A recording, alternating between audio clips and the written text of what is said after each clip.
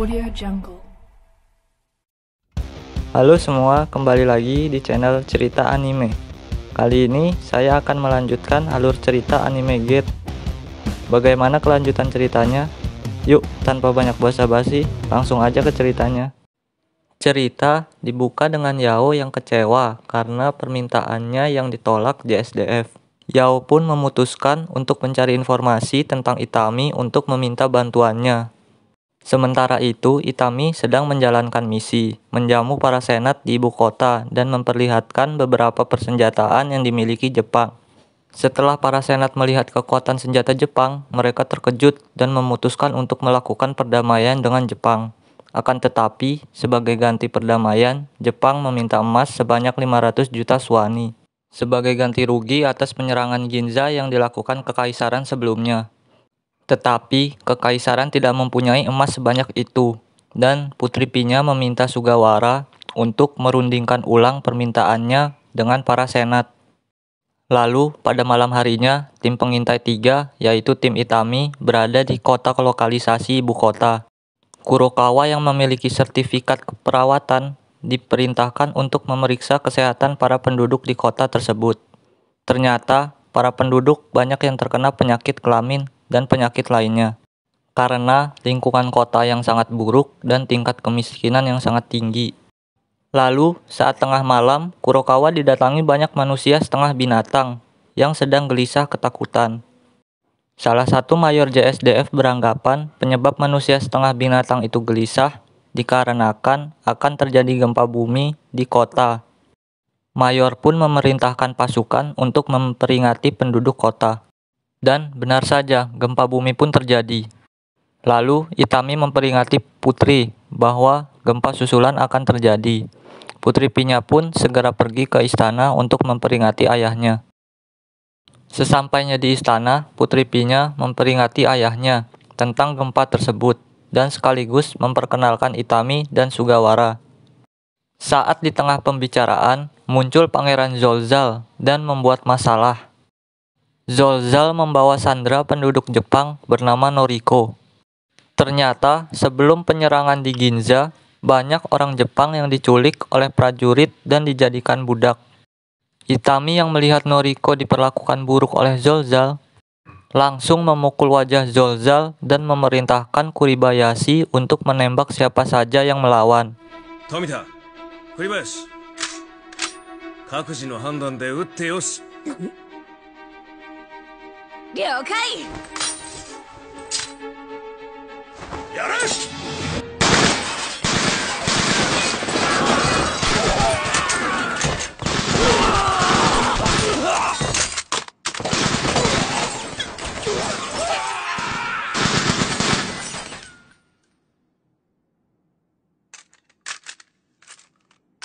Ternyata bukan hanya Noriko saja yang diculik.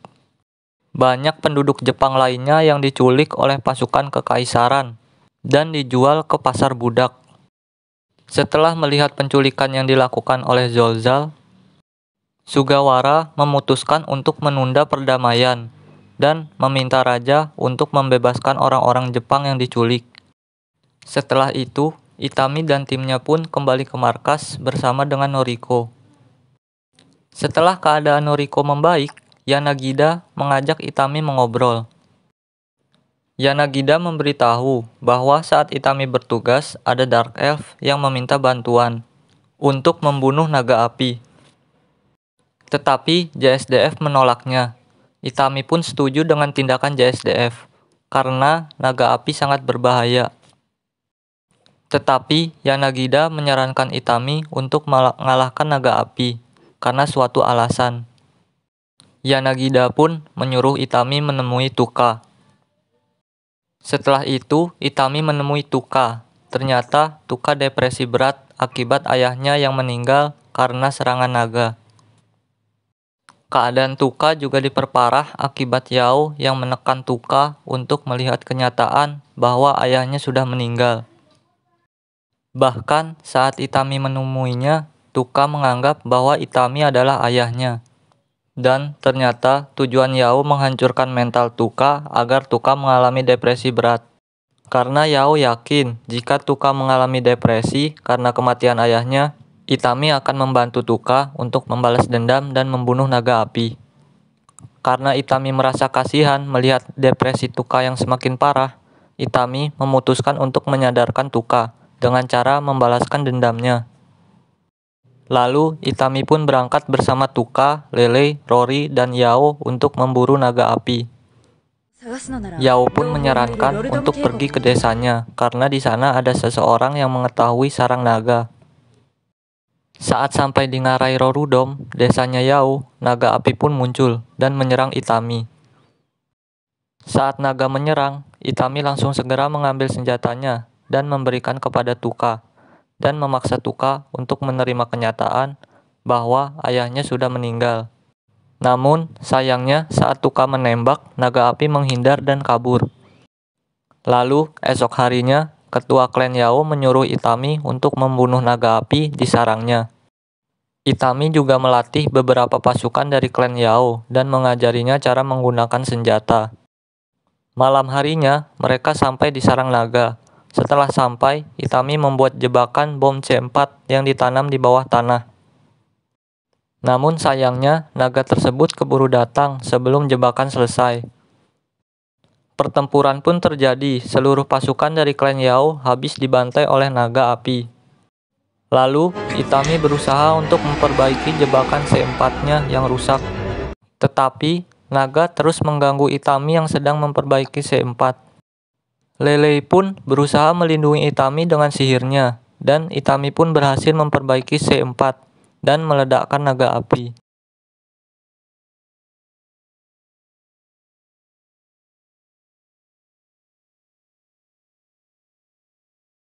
Akibat ledakan tersebut, gua yang ditinggali naga tersebut runtuh. Beruntung Itami berhasil keluar.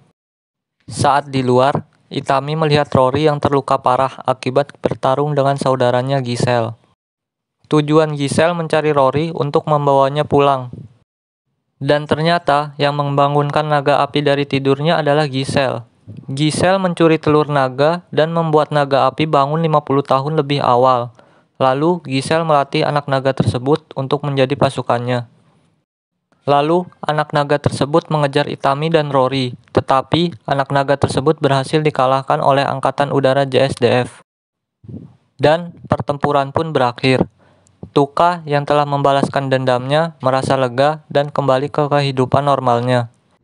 Setelah mengalahkan naga api, Itami pun kembali ke markas. Saat kembali, Itami terkejut karena diberikan penghargaan yang sangat banyak. Lalu, Itami diberi tugas baru oleh jenderal, yaitu mencari sumber daya alam di daerah khusus, dan diberi kebebasan untuk menjelajahi setiap tempat. Pencarian sumber daya alam pun dimulai. Tujuan awal Itami menuju kota sekolah sihir Rondel.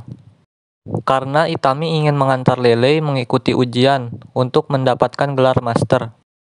Lalu, scan berganti ke ibu kota. Terlihat Sugawara dan Pinya yang sedang menunggu dimulainya perundingan damai resmi antara Kekaisaran dan Jepang. Namun, saat Sugawara sedang menjalankan tugasnya sebagai Menteri Luar Negeri, dia bertemu Seri, anak berusia 12 tahun yang menyukainya. Setelah itu, acara perundingan damai pun dimulai. Perundingan tersebut berjalan dengan lancar. Raja menyetujui perdamaian dengan Jepang, dan Putri Pinya pun lega karena tujuannya terwujud. Akan tetapi, Pangeran Zolzal terlihat sangat kesal dan tidak setuju dengan perdamaian ini. Dan hal aneh terjadi. Saat Raja minum-minum untuk merayakan perdamaian, seketika Raja jatuh pingsan. Ternyata minuman Raja sudah diracun oleh seseorang.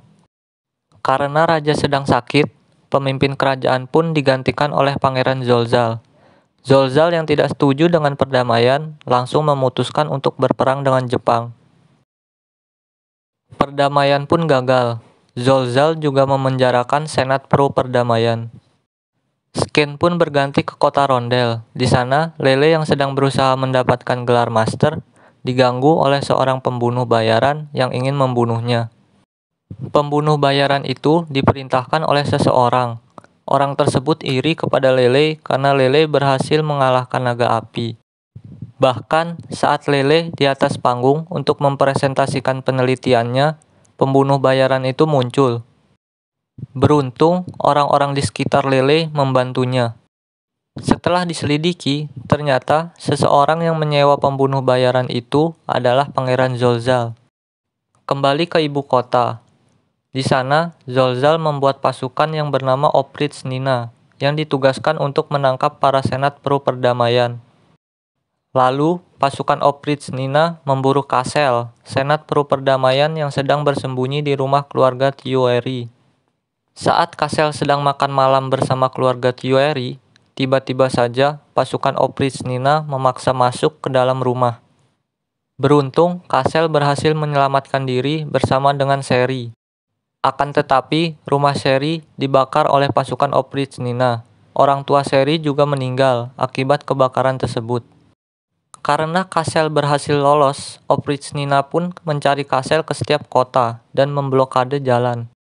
Karena terdesak oleh pasukan Oprichnina, Seri pun memutuskan untuk pergi ke istana kedutaan untuk meminta bantuan Sugawara.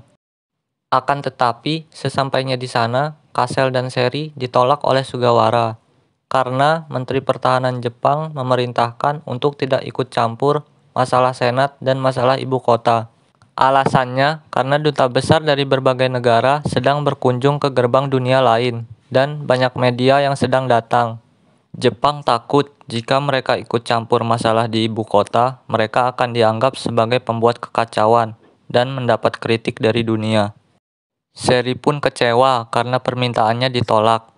Lalu pasukan Oprichnina tiba dan menangkap Kasel dan Seri. Seri terus berteriak meminta pertolongan. Karena merasa tidak tega dan kasihan, Sugawara memutuskan untuk menolong Seri.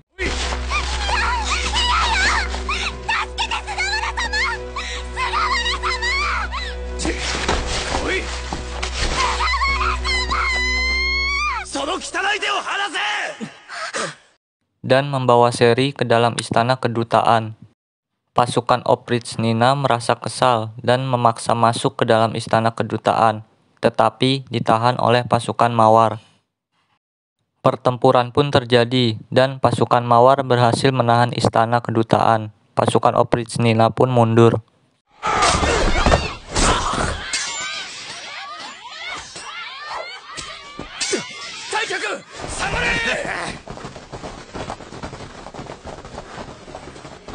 Lalu, Zolzal memerintahkan Putri Pinya untuk memundurkan pasukannya, yaitu pasukan Mawar yang menjaga kedutaan. Tujuannya agar pasukan Oprichnina dapat masuk dengan mudah, tetapi Putri Pinya menolaknya. Akibatnya, Putri Pinya dianggap sebagai pengkhianat kerajaan, dan dia pun ditahan. Tetapi, Zolzal tetap tidak menyerah. Lalu dia memerintahkan 1.000 pasukan untuk menyerang istana kedutaan. Lalu Sken berganti ke Itami. Itami mendapat informasi bahwa Putri Pinya sedang ditahan dan istana kedutaan Jepang sedang diserang. Itami yang mendengar itu langsung bergegas ke ibu kota untuk menyelamatkan Putri Pinya. Lalu setelah beberapa hari di istana kerajaan telah terjadi pertempuran yang besar. Beruntung, pasukan Mawar bisa bertahan melawan 1.000 pasukan, hingga bantuan dari JSDF tiba. Pasukan JSDF juga menyelamatkan para senat yang dipenjara di istana. Dengan mudahnya pasukan JSDF menguasai gerbang barat istana, gerbang kecil, dan menghabisi pasukan naga musuh.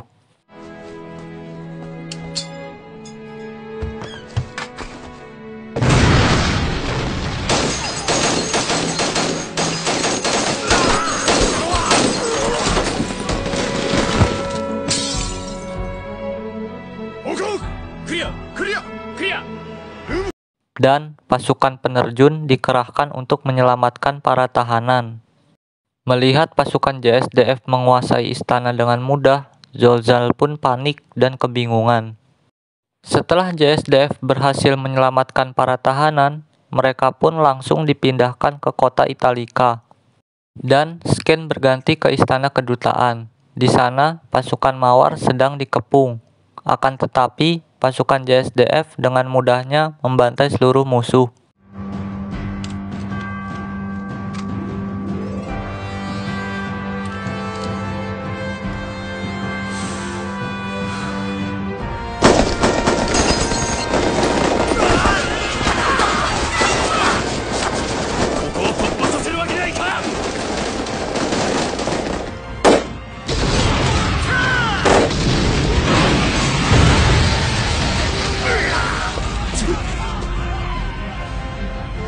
dan berhasil mengamankan Sugawara dan Kasel.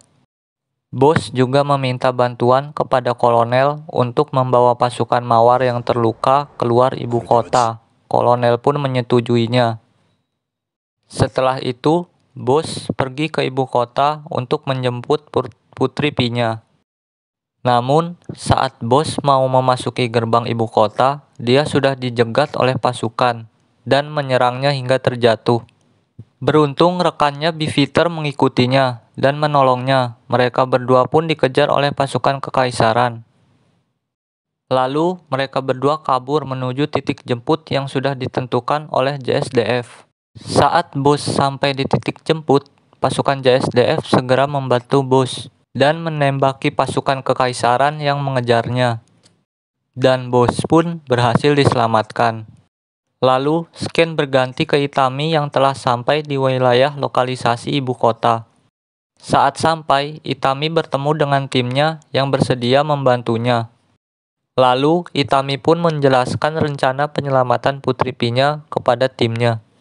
Tidak hanya menyelamatkan Putri Pinya, Itami juga berencana untuk membawa raja yang sedang sakit.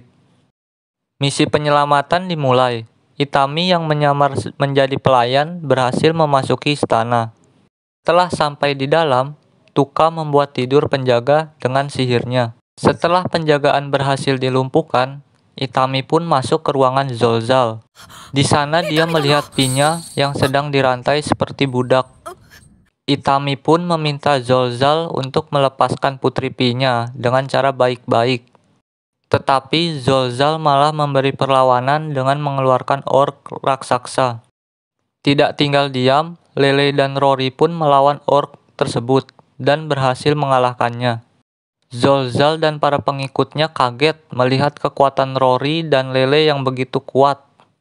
Tetapi Zolzal tetap keras kepala dan tetap melawan. Saat Zolzal berdiri dari tempat duduknya, peluru melintas di samping kepalanya.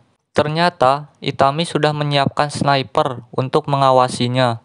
Itami memperingati Zolzal, jika dia tidak menyerah dan terus melawan, maka peluru selanjutnya akan membunuhnya. Zolzal yang ketakutan karena tembakan peringatan barusan, akhirnya membiarkan Putri Pinya pergi. Lalu, Itami dijemput oleh timnya. Setelah menjemput Itami, mereka segera menjemput Raja Kekaisaran dan lainnya. Setelah misi selesai, mereka segera pergi keluar ibu kota. Tetapi saat perjalanan keluar ibu kota, mereka diganggu oleh pasukan kekaisaran. Pasukan kekaisaran berusaha menutup setiap gerbang dalam kota. Beruntung, bantuan datang dan Itami berhasil keluar dari ibu kota. Saat perjalanan pulang, Raja Kekaisaran tersadar. Dan dia memutuskan untuk mengangkat Putri Pinya menjadi penerus tahta selanjutnya. Raja berharap Pinya bisa mengembalikan kerajaan seperti semula. Dan Scan berganti ke ibu kota. Zolzal yang sudah terpojok memutuskan untuk mundur dan memikirkan rencana selanjutnya. Zolzal juga mengalami depresi berat akibat suara tembakan. Dan ternyata selama ini Zolzal hanya dimanfaatkan oleh budaknya sendiri yang bernama Kyule. Ternyata Kyule lah yang sudah meracuni Raja Kekaisaran dan mencuci otak Zolzal untuk menyatakan perang dengan Jepang. Karena Kyule ingin Kekaisaran hancur dan membalas dendamnya kepada Zolzal. Karena Zolzal pernah menghancurkan negaranya. 10 hari pun berlalu. Pengangkatan Putri Pinya sebagai putri mahkota pun tiba. Putri Pinya berharap dengan diangkatnya dia menjadi putri mahkota, kekaisaran bisa berdamai dengan Jepang. Lalu cerita ditutup dengan Itami yang pergi ke Ginza untuk menghadiri acara tahunan komik Indie. Dan cerita pun selesai. Bagaimana teman-teman? Apakah cerita anime Gate ini menarik? Menurut saya, anime ini sangat bagus. Anime ini menjelaskan kepada kita bahwa peperangan itu sangat kejam dan harus dihentikan. Bagaimana menurut kalian? Apakah anime ini menarik? Tulis pendapat kalian di kolom komentar ya. Oh iya, jika kalian ingin mengetahui alurnya lebih jelas lagi, kalian bisa langsung aja nonton animenya.